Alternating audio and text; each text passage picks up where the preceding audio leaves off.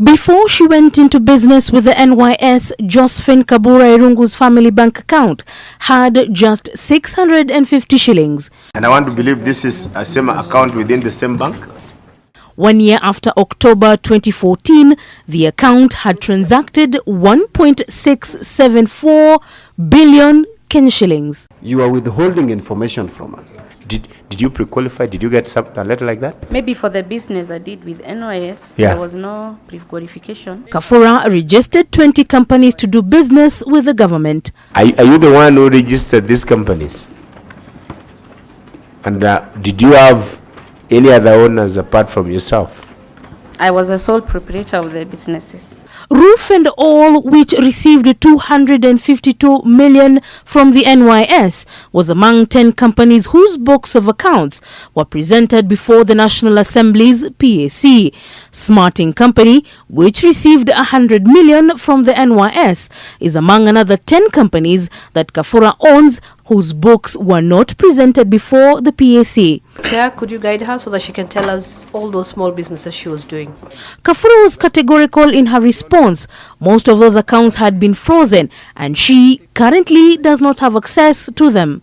Kafura confirms lending another suspect, John Kago, 60 million shillings, but says she could not remember the finer details of the agreement to lend him the money at an interest rate of 10%. Was that the only amount? And was Ms. Kabura? Yeah, it was the only amount. And if from statements and other analysis done by other independent people, we get to find out that there was indeed further transactions in cash between you and Mr. Kago. Will you be surprised? We were good friends with Kago, and maybe the business he was doing maybe needed more money. So after a discussion, that's how I decided to loan him the money, and this money was to be refunded back.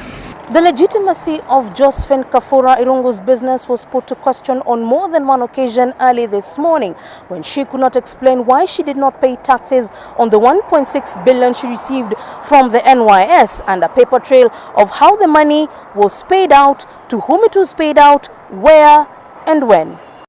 The Ministry of Devolution and Planning was not her only target, as she has accepted receiving 18.8 million shillings from the Ministry of Lands. Kafura says she carried 52 million or more in bags of 20 million alone in her car to Ongata Rongai, where she sought building material from quarries. The money would be handled by her alone and paid out to owners whom she does not remember.